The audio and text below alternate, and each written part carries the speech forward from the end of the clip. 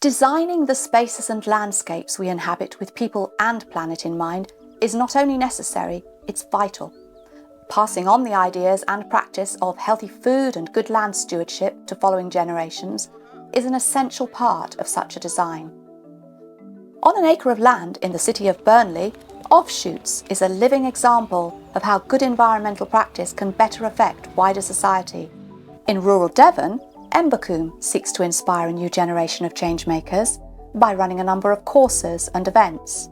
To imagine and to inspire truly sustainable human settlements is one way of living with the land.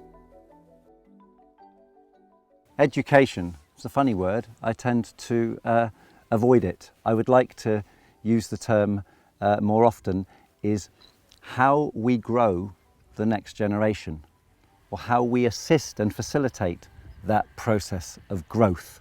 We can cultivate and sponsor a sense of awe and wonder for our earth. So as they grow into young people and adults, they're far more likely to be the ones who will give a damn and make the difference that needs to be made, because we don't destroy that which we love.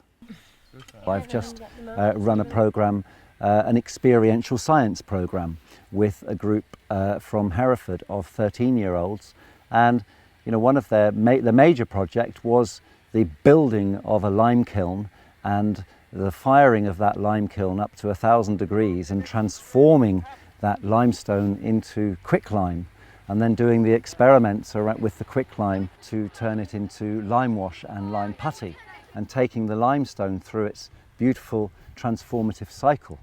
But whilst engaged in that process of building the lime kiln through the 5 days that they were here, and breaking the rocks and putting the materials in and firing it, the transformation that took place inwardly in those children was very, very profound for us to be part of and to witness. And so we're very much interested in how the outer transformation, whether it's a craft, whether it's growing, whether it's creating beautiful food or a scientific experiment, is reflecting in terms of the inner transformation in the children and young people.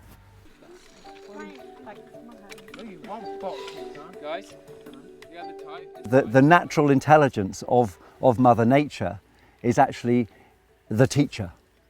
And so this, what I'm calling here land-based learning, is very much about the infinite land-based curriculum that is offered by this very diverse landscape. But I don't actually, having said that, believe that we can only do this sort of work in this beautiful Devon idyll. I believe this sort of work can and does take place in inner cities on bits of wasteland or industrial wasteland or whatever else, because everywhere nature is trying to take its hold, and there is learning that can take place there.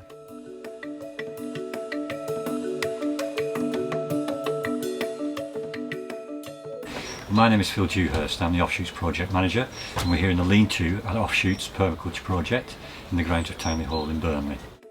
The initial motivation was to create a working demonstration of a sustainable homestead here in the northwest of England, illustrating to our communities that it's entirely possible to live a good, fulfilling, healthy, ethically sound life.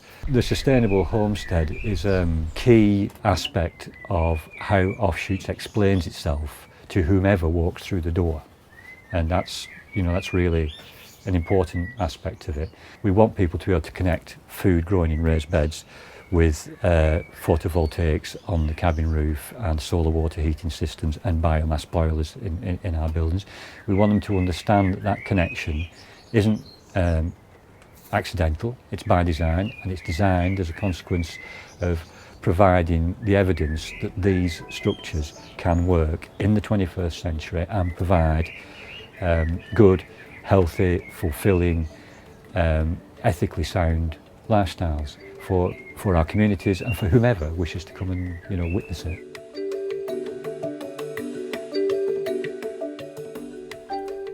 Now we are where we are in the 21st century. Education really is about what the human species wishes to become.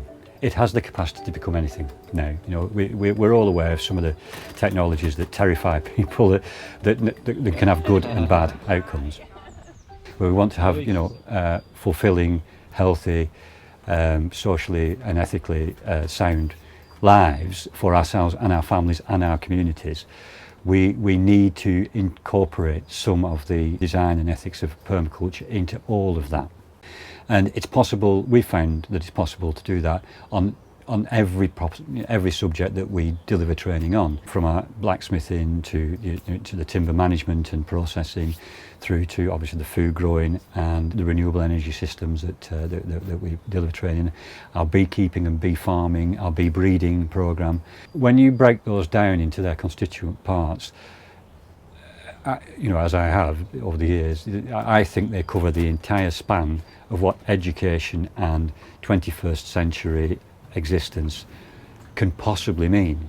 Communication on site is very important. That journey, that brief journey from the door to the site is in itself a lesson in connecting with the lived experience, and we need to be able to make sure that people do understand that. It's a short step between you know, fear and knowledge, but it's it shapes the way this world works for Homo sapiens, and we've got a role to play in that, and permaculture has a role to play in that.